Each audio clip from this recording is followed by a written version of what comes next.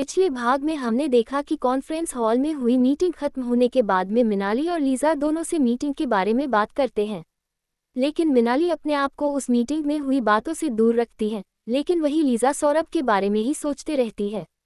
अब आगे लीजा अपने कमरे में बैठी सौरभ के बारे में ही सोचे जा रही थी। वह खुद भी नहीं समझ पा रही थी कि कहीं उसे सौरभ से प्यार तो नहीं हो गया, या यह उसका वहम है। ये सोचते हुए लीजा तुरंत उठी और सौरभ के कैमरे को टटोलने लगी। सौरभ के द्वारा उसकी ली हुई प्रत्येक तस्वीर उसे आनंद से भर रही थी। उसका रोम रोम अब सौरभ को पुकार रहा था।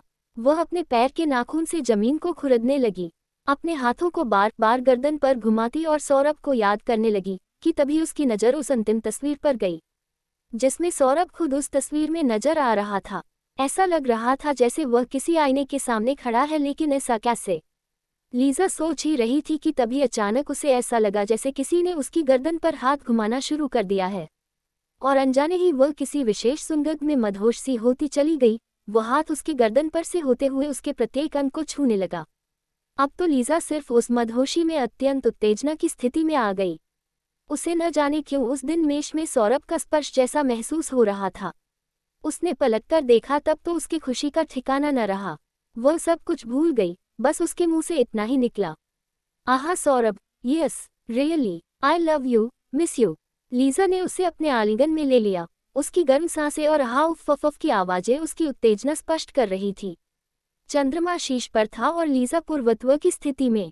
वह अपना सब कुछ सौरभ को अर्पित करने जा रही थी कि तभी हा Lisa I love you too के साथ सौरभ ने उसके कान के पास जाकर एक किश के साथ उसे अपनी बाहों में जोर से जकड़ लिया, और देखते ही देखते लीजा मदहोशी में अपना होश खो बैठी और आंखें बंद कर उसे स्वीकार करने लगी और उसका साथ देने लगी। समुद्र सी प्रचंड लहरें उसके मन में उठती और जैसे अपनी सीमाओं को तोड़ सब कुछ डूबा देने को आतुर होती कि तभी तभी इतनी तेज और गर्म सांसें जो सौरभ के नाक से निकलकर उसके शरीर को छू रही थी, उसकी अंतरंग को पसीजने लगी। लीजा की आंखें अब मदहोश होकर धीरे धीरे बंद होने लगी और एक अजीब से नशे में वह खो गई। पूरा बिस्तर लीजा के पसीने से तरबतर था। ना जाने कब मिनाली के उसे पुकारने की आवाज आने लगी। मिनाली उसकी अस्त व्यस्त अवस्था को देखकर दंग थी, क्योंकि उस कमरे में सिवाय लीजा के कोई और नहीं था, और होना भी संभव नहीं, क्योंकि यदि किसी को आना होता तो वह फ्रंट रूम से होकर आता जहां मिनाली खुद थी। तब फिर आखिर लीजा के पास कौन आया, और उसकी यह अवस्था कैसे? वो वहां बिखरे हुए कागजात, कैमरे और खिड़की से झांक कर देखने लगी कि शायद वहां से कोई और आया हो, लेकिन इतनी ऊंचाई पर यह भी संभव नहीं। जो भी हो, उसने तुरंत में लीजा के ऊपर चादर डाला और उसे छूकर देखा तो वह बर्फ की तरह ठंडी लग रही थी। उसने लीजा पर हल्का पानी सींच उसे उठाने की कोशिश की, लेकिन लीजा तो किसी और ही दुनिया में गुम हो चुकी थी। कहानी अभी जारी है। इसका अगला भाग बहुत जल्दी अपलोड करूंगी। आपको कहानी का ये भाग कैसे लगा, कमेंट करके जरूर बताएं। लाइक सब्सक्राइब करना ना भूले।